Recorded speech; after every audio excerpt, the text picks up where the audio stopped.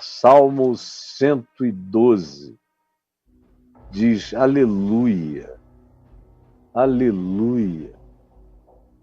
Inicia o Salmo com essa alegria, o que nos demonstra que essa pessoa que vai escrever o Salmo é um filho da alegria, que já começa o Salmo com extrema alegria.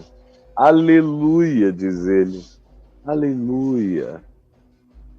Bem-aventurado o homem que teme ao Senhor. Teme ao Senhor. O que é isso? É um ser humano que tem medo de Deus? É claro que não.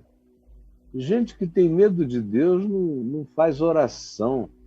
Gente que tem medo de Deus não faz salmos. Gente que tem medo de Deus não ousa nada em relação aos céus.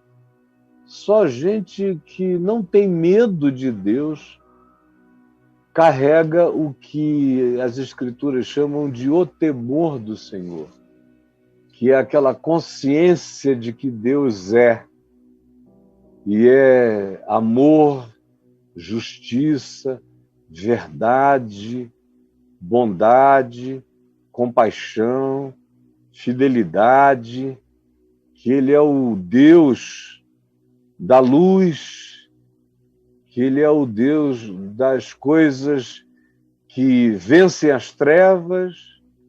Isso é carregar no coração o temor do Senhor. O livro de Provérbios diz que o temor do Senhor consiste em deixar de lado a língua perversa, aquela língua que destrói relacionamentos, irmãos, que acaba com proximidades.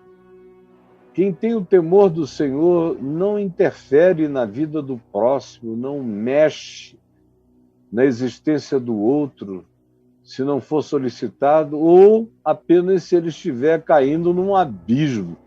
Do contrário, o temor do Senhor me faz pensar que eu não sou o Deus do meu próximo, por isso não me meterei na existência dele.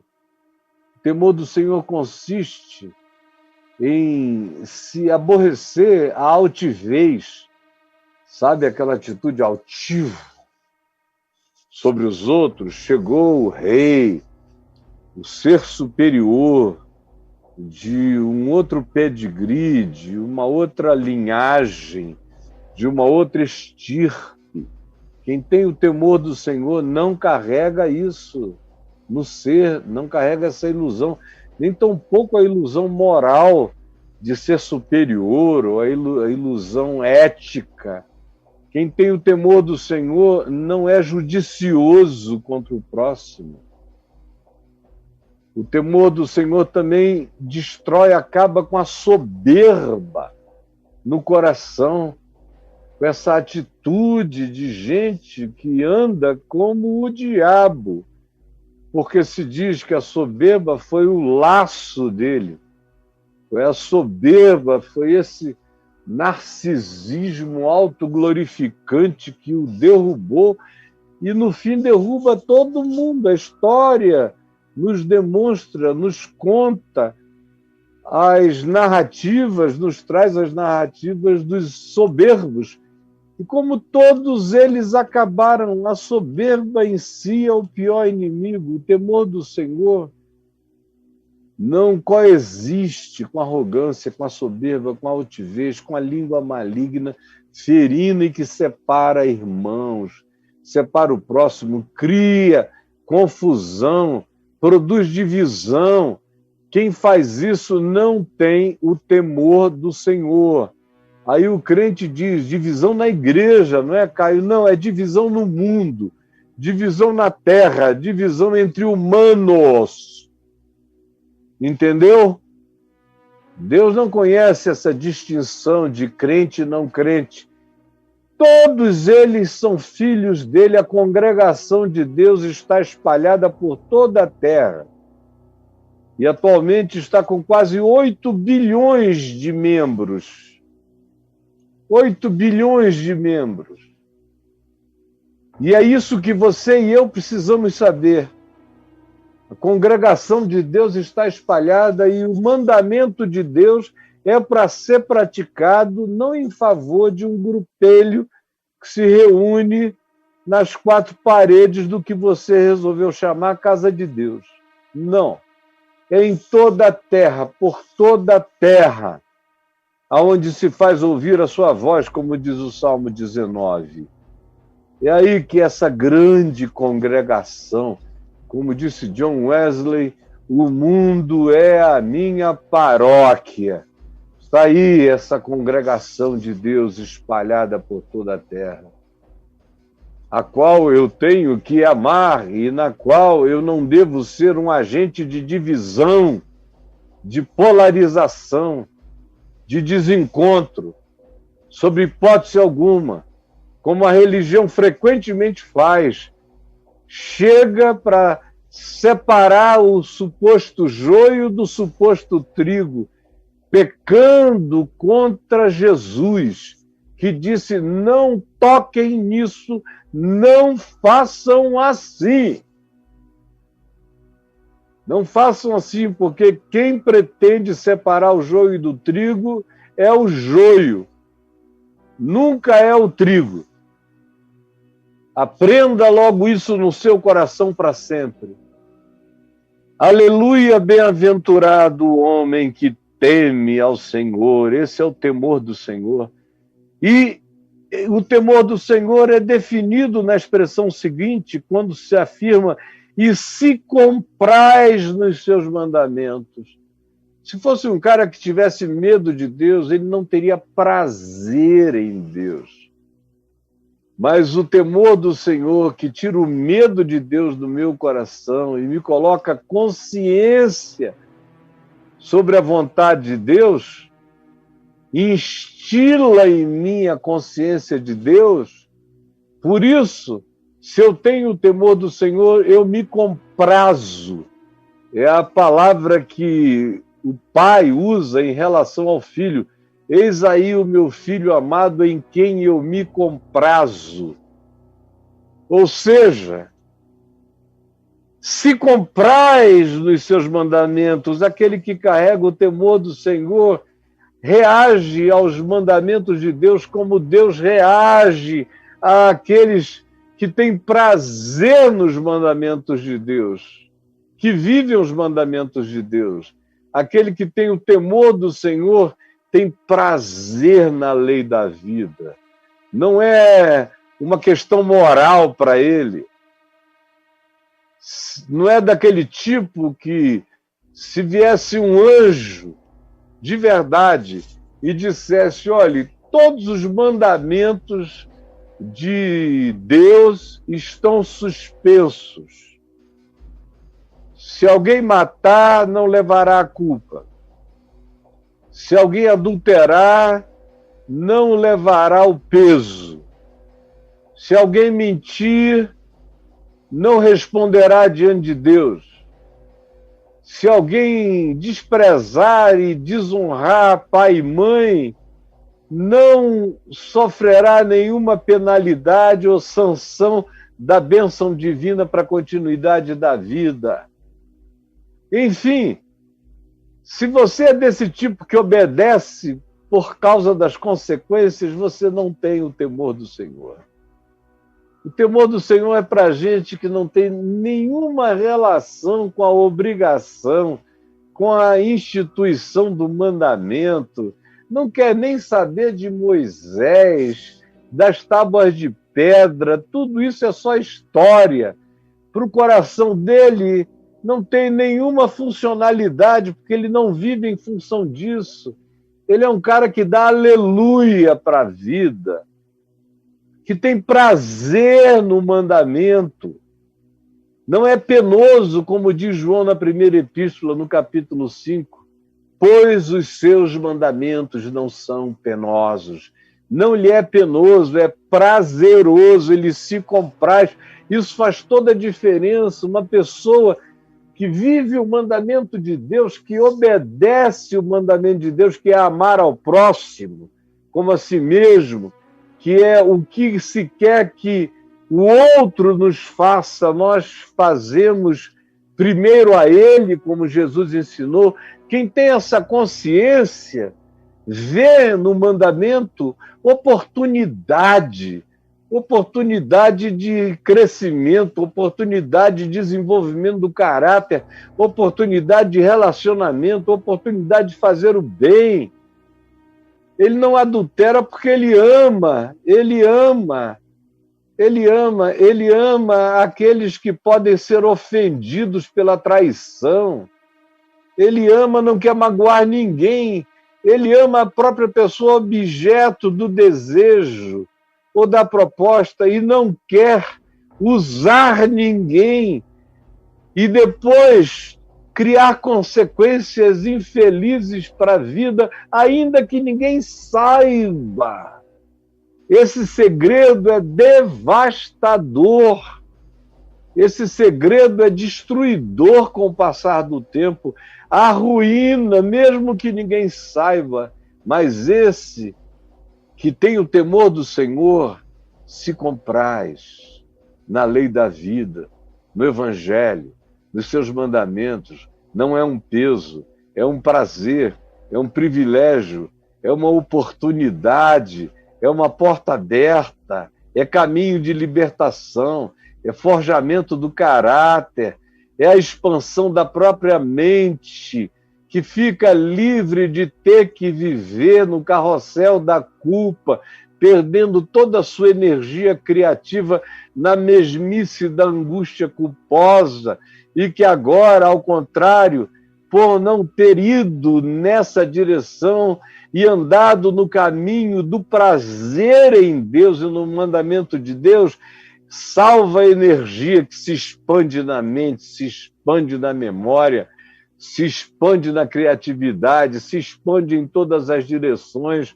O mandamento de Deus me melhora, me aumenta, me poupa o colocar energia no fosso da morte e me faz um ente cuja mente só cresce porque não mente, só cresce.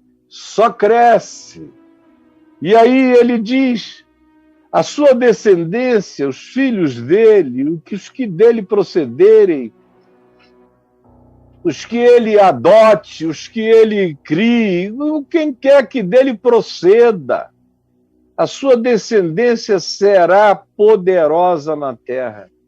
Isso é extraordinário, porque a pessoa é educada vendo Deus no pai, vendo Deus na mãe, vendo o amor de Deus sendo vivido, sentindo, discernindo que o mandamento de Deus não é uma obrigação, o mandamento de Deus é um privilégio. Esse conhecimento é ciência para a vida. Quem quer que seja educado vendo pai e mãe tratando a vida assim, se torna forte. Essa é a descendência dos poderosos, dos não esmagados, dos não culpados, dos não abusados, dos não intimidados, dos que não foram criados dizendo cuidado com o inferno, você não vai para o céu, Deus vai te castigar, a mão do Senhor vai pesar, o inimigo abriu porta, ganhou legalidade para agir na sua vida, porque você, ao invés de ir ao culto, foi ao cinema, deu legalidade ao inimigo, porque ao invés de tomar apenas um banho, aproveitou e junto com o banho, homenageou alguma menina do seu interesse erótico de maneira masturbatória. Por isso você deu legalidade ao Senhor. Aí o cara cresce desesperado nessa casa, onde o diabo ganha legalidade ante qualquer coisa que eu faça, e tudo é ameaçador. Deus é um perigo, Deus é pavoroso, Deus é horroroso. E aqui entre nós, a maioria foi criado assim, criado sob a batuta, sob os auspícios do Deus do pânico, do Deus do medo, do Deus do terror, do Deus da culpa, do Deus da angústia, do Deus da morte.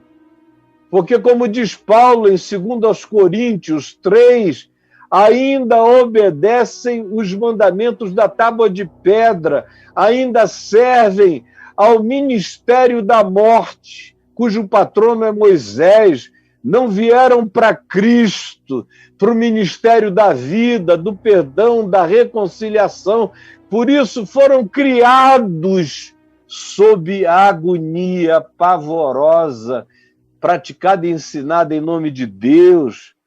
Por isso, a descendência dos crentes é fraca, é burra, é anticientífica, é a menos educada, é a menos acadêmica, fica lá na rabeira da história, são os últimos a reconhecerem os avanços, as percepções, as descobertas, torcem contra vacinas, muitos deles, e são amigos da pandemia, porque são pessoas obscurantistas, não são filhas do temor do Senhor, são filhas do pavor de Deus. Por isso, ao invés de se transformarem em gente forte, se tornam em pessoas fracas. Ao invés de ser, como aqui se diz, aquele que vem dessa linhagem onde o prazer em Deus é a cultura familiar, se torna poderoso na terra. Será abençoada a geração dos justos. E aqui, quando se fala de justos, não se está falando só do justificado mediante a fé. Se está falando do justificado mediante a fé que vive com justiça, com verdade,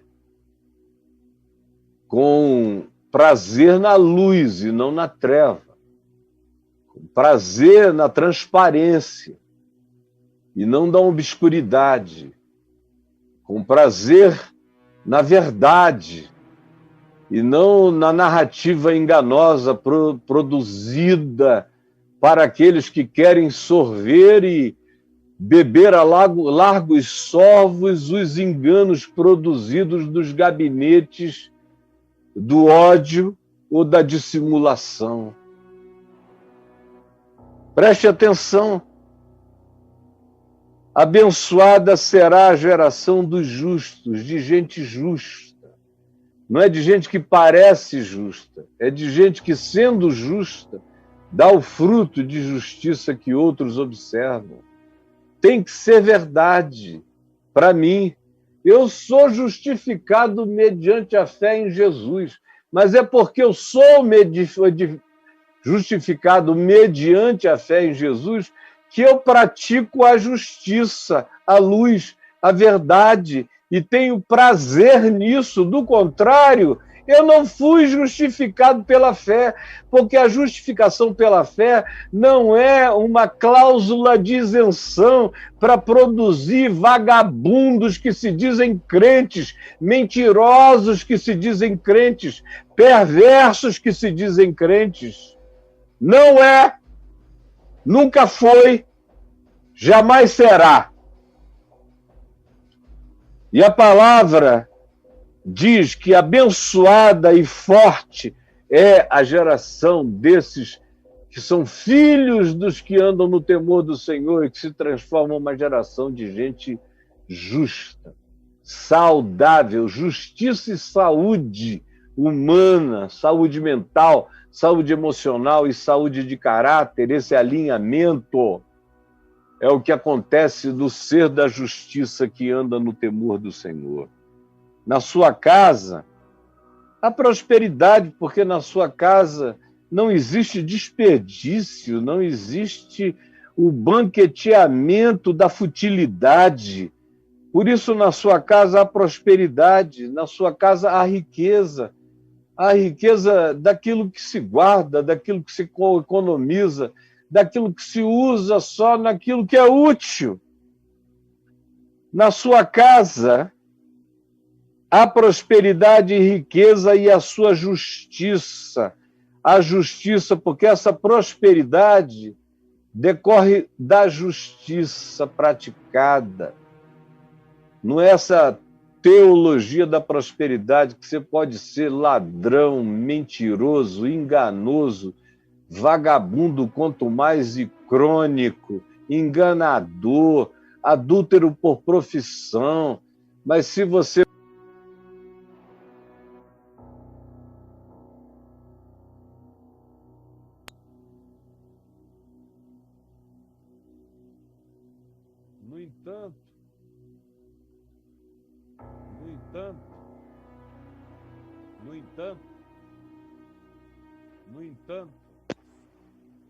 No entanto, se você praticar a magia da teologia da prosperidade, entrar e fizer seus sacrifícios, suas campanhas, não interessa de onde você está vindo, se você está vindo do prostíbulo onde você vai, por absoluto compromisso com o que você faz lá, e não é profissional, não é.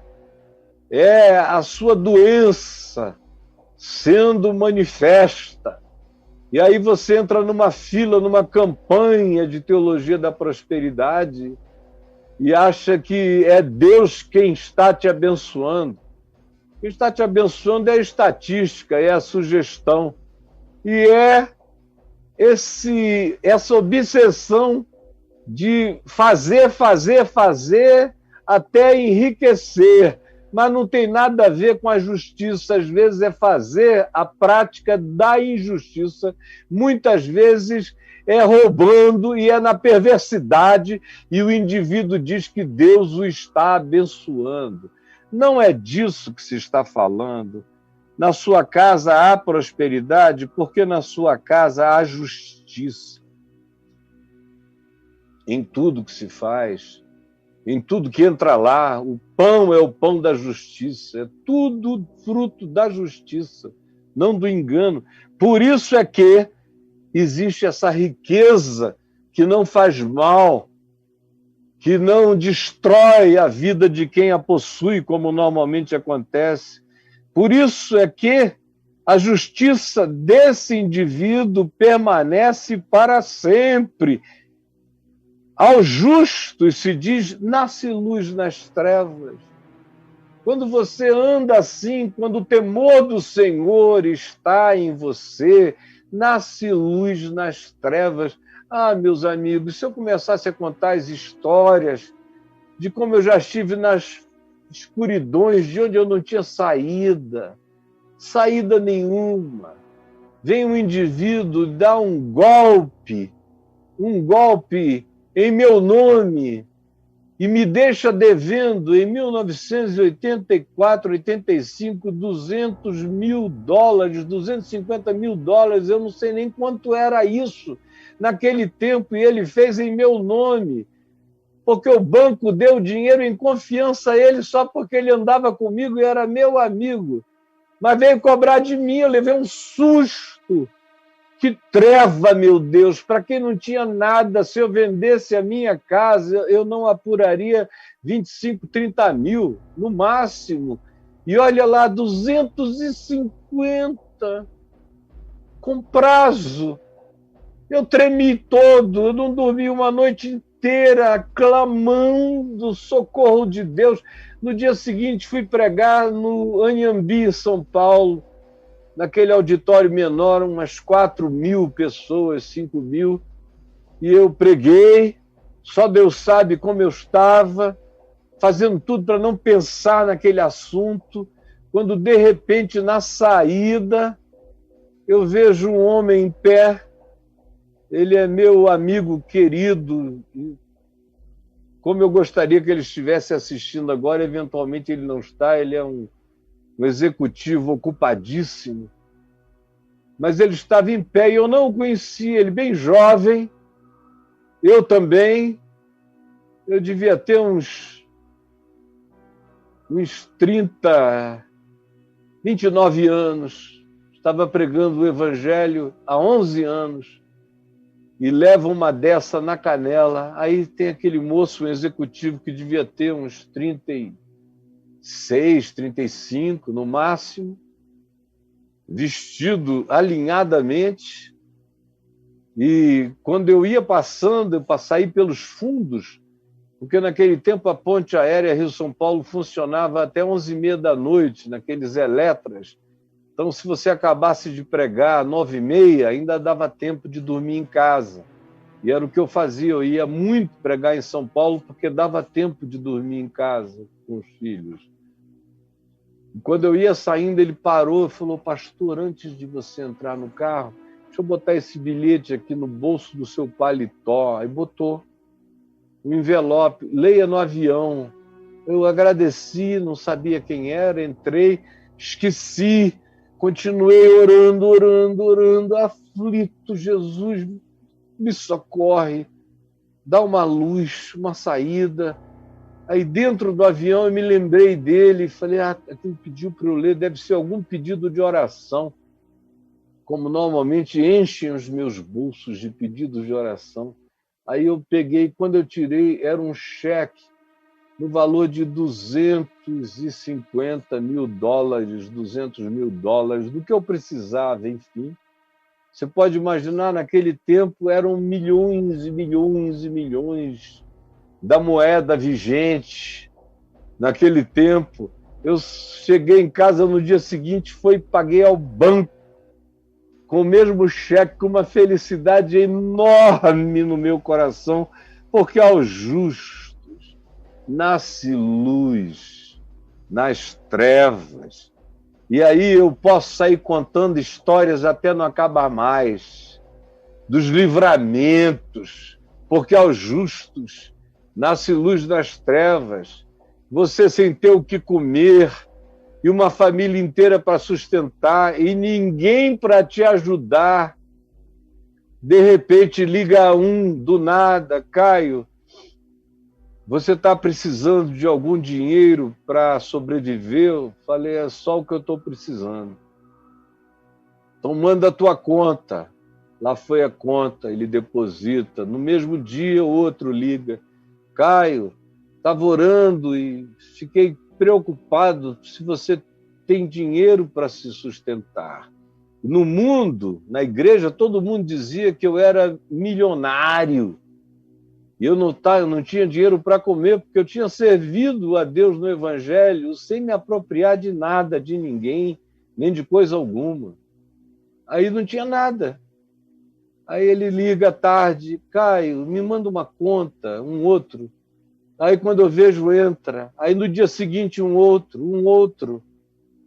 3 dias depois, o meu sustento estava todo coberto para mim e para poder ajudar meus filhos, mesmo os mais velhos, que naquele tempo ainda dependiam de mim, porque aos justos lá nasce luz nas trevas. Você andando em agonia no aeroporto, sem saber qual será a solução para a sua vida, chega alguém, te esbarra e diz: olha, pega esse cartão e me liga que eu tenho uma solução para a tua vida. E eu até esqueci, quando foi à tarde, liguei, e lá estava uma solução inimaginável para os meus problemas, porque aos justos nasce luz nas trevas. Aí vem aqui a federal chorando, dizendo que era um crime me prender, mas eles eram obrigados e foram xingando o juiz que tinha feito aquilo, xingando tudo, xingando o meu advogado, que ele disse: não é possível, esse cara teve anos para contestar isso, o senhor só está sendo preso porque ninguém fez nada. O senhor tem um advogado? Eu falei: tem. Pois é, ele não fez nada, e o senhor está sendo preso porque ele não fez nada. Isso aqui não existe, nem é razão para isso. Nem é razão. Eu falei, não, não tem problema. Deve ser uma missão. Deve ser uma missão minha. E eu fiquei 4 dias abençoadíssimos lá. Cheio de luz. Como disse um dos apenados comigo, disse, olha, você entrou e foi um facho de luz, um trem de luz que atravessou aquela papuda. Eu nunca vi nada igual. Onde você passava era luz, era graça, era choro, era emoção, era gente quebrantada, e você se dando. Por quê, hein? Por quê, hein? Porque aos justos nasce luz nas trevas. Sempre. E por que que ele é assim? Porque é benigno. Porque no coração existe o latejamento da benignidade, da qualidade da bondade. Porque ele é misericordioso, tem um coração que se solidariza com a miséria alheia, com a miséria do outro, seja o outro quem seja. Porque ele próprio é justo e é observavelmente alguém que anda com justiça nos seus tratos. Por isso ele é bem-aventurado, ditoso. Ditoso é aquele ser bendito, sobre o qual se fala de geração em geração. O ser bendito, cuja memória é contada, que depois de morre continua a ser uma bênção. Ele vira ditado, ele vira o ditado da felicidade, ele vira o ditado da bem-aventurança. Ditoso, feliz, o homem que se compadece e empresta. Quando você se compadece e empresta, já é uma maravilha, você socorreu o desesperado. Mas melhor mesmo é quando você se compadece e dá. E dá. Tem famílias em relação às quais eu fiz isso, eu não quero falar de nada contemporâneo, fiz isso há anos, e que até hoje, décadas depois, os filhos e os netos me mandam recado agradecendo, porque eu sustentei o pai e a mãe deles na miséria deles há 30 anos, há 40 anos. Você vira ditoso, bem-aventurado, e a notícia é contada. Por quê? Porque você ganhou poder político, por exemplo? Não, isso cabe na vida de qualquer um que se sente eleito por Deus para praticar o amor de Deus na existência. Esses se tornam ditosos porque se compadecem, porque emprestam, porque dão. Por isso, eles defenderão a sua causa em juízo. Todos se levantarão para dizer, ele não, isso é absurdo. Isso é absurdo. Quando aprontarem contra você, não poderão te deter, porque todos dirão, isto é absurdo. Ele não.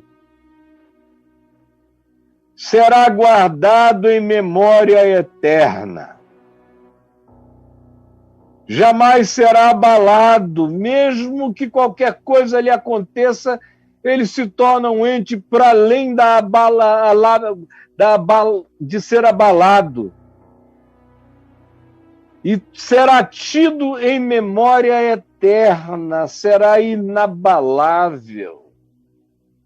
Porque não se atemoriza de mais notícias, ele aprendeu que está coberto pela luz de Deus, que Deus é com ele, é sócio dele, é parceiro dele, é o pai dele, é o irmão mais velho dele, é a família dele, é o melhor amigo dele. É assim que eu quero viver todos os dias da minha vida. Por isso, Pela misericórdia de Deus, eu não tenho me atemorizado de más notícias, em nome de Jesus, de nenhuma má notícia, porque eu sei que o Senhor é por mim. Você anda na luz, não se atemoriza de más notícias. Seu coração, suas emoções ficam firmes. Você vai aprendendo a se tornar profundamente resiliente na sua perseverança. Você se torna resistente. Você vai ganhando a rigidez da justiça. Você vai ganhando a vitória da luz que é invencível e que habita você. Por isso você não se atemoriza mais de más notícias e o seu coração se torna firme, confiante do Senhor. Você vive, passa pelo dia mal, como diz Paulo aos Efésios no capítulo 6, e permanece inabalável. Olha só o que se diz. O seu coração bem firmado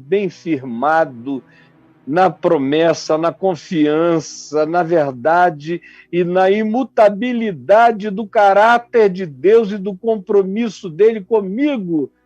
Se eu creio assim, eu não temo nada, nada. E mais, eu ainda vivo para ver a justiça de Deus se cumprir na vida daqueles que fizeram tudo para me destruir, para acabar comigo, para me abalar. Eu não desejo nenhum mal a eles. Aqui se diz no Salmo, e o Salmo é pré-Cristo. Por isso, apesar de ser um evangelho puro, na antiguidade, quando ele foi escrito, aí por volta de 900 anos, 800 anos ou até 700 anos antes de Jesus, ainda era normal para as pessoas justas esperarem que a injustiça do outro se manifestasse e eles tinham o desejo de que a justiça de Deus caísse na cabeça dos demais. Em Jesus não é mais assim. Em Jesus eu não digo mais como esse salmo diz aqui. O seu coração bem firmado não teme. Isso o Evangelho me ensina. Não temais, sou eu estou aqui. Não temam ninguém. Atravessem o vale da sombra da morte, sabendo que eu estou com vocês. No entanto, esse até ver cumprido nos seus adversários o seu desejo, em Cristo, na cruz, não existe. Ao contrário, eu oro pelo meu inimigo, eu peço que ele se converta, ao invés de que ele se arrebente. Eu peço que ele seja transformado, ao invés de ser esfolado em praça pública. Todos eles, qualquer um deles, enquanto viver, terá a minha oração em Jesus, abençoando o meu inimigo e orando por aquele que me persegue. Eu não o abençoo para que ele fique forte na sua maldade.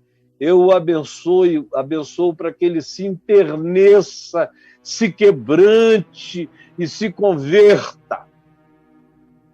No mais, o Salmo está todo na validade de quem ler a Escritura tendo Jesus como chave hermenêutica. Distribui, dá aos pobres. Esse próspero cresce, cresce, cresce, não só para emprestar, ele cresce, cresce nesse espírito para distribuir e dar aos pobres, como Paulo fala a respeito em 2 aos Coríntios, no capítulo 9, no verso 9, quando ele estimula justamente esse espírito de generosidade, de dadivosidade, de contribuição. Esse justo dá aos pobres. distribui, olha a grandeza. É uma distribuição, chegou e abriu o caminhão e foi dando. Abriu a despensa, abriu o armazém da misericórdia, dá aos pobres, a sua justiça permanece para sempre. Os céus veem, os céus anotam, os céus escrevem, os céus sabem, os céus conhecem. Como se diz, e Abraão foi chamado amigo de Deus. Os céus fazem amizade, os anjos se tornam amigos de quem é assim. Você pode ser assim. Você não precisa ser como você tem sido. Você pode ser legitimamente um amigo de anjos. Sua justiça permanece para sempre. O seu poder se exaltará em glória. Você distribui e, paradoxalmente, você cresce. Você se fortalece. E você é gloriado. Você é explodido de dentro para fora pela Shekinah de Deus. Todo mundo percebe, até o inimigo discerne que na tua face, na tua voz, no teu ser, nas tuas obras, o que existe é paz, luz, justiça e glória. Glória. O perverso vê isso. Ele vê isso, não entende nada. Por isso morre de raiva. Esse cara que vive essa vidinha, esse homem que teme ao Senhor, que se compraz dos seus mandamentos, esse idiota, que cria esses filhos com esse cuidado, esse amor todo, que tem essa prosperidade da frugalidade, da economia. Acabou que ele tem, sim, ele tem uma vida estável, mas é fruto de quem não aproveitou nada. É uma justiça só para ele se sentir melhor e maior do que nós. Fica dando uma de bonzinho, de misericordioso, de compassivo, fica emprestando para aparecer. Quando é levado a juízo, fica tranquilo porque acha que alguém vai defender. Ele é abominável, tenho raiva dele. E fica ainda dando aos pobres, viciando os pobres. Quem dá aos pobres cria um monte de gente viciada. É isso que o perverso diz. É assim que o perverso, por exemplo, olha para mim, olha para tantos quantos vivam assim. O perverso vê isso e fica cheio de raiva. Raiva. O ódio dele aumenta porque o bem de Deus veste você, coroa você, glorifica você, unge você em tudo que você faz e abençoa a sua casa e a sua família, os seus filhos e a tudo quanto você toca.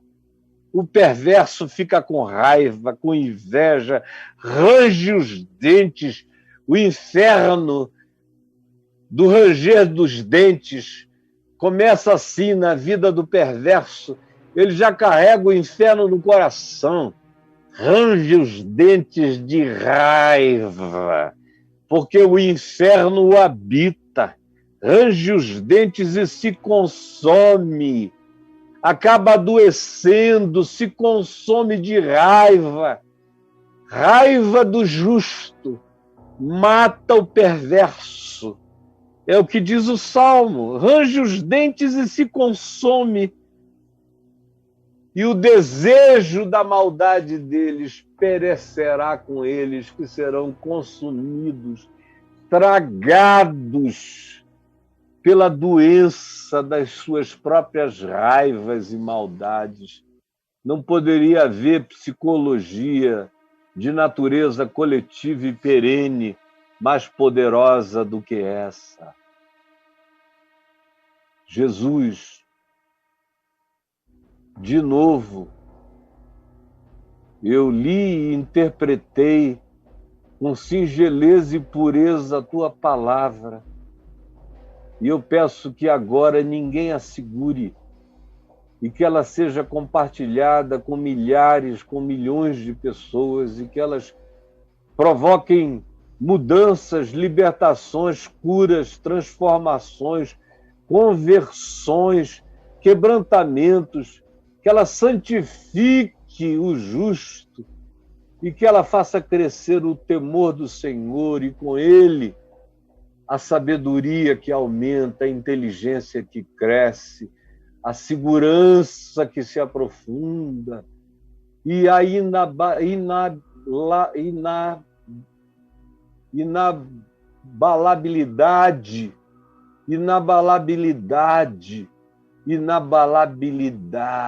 daqueles que vivem em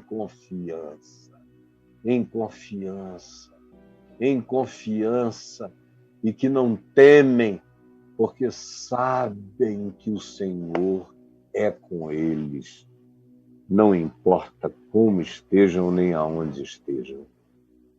Há uma porta aberta, como na arca, uma janela no telhado,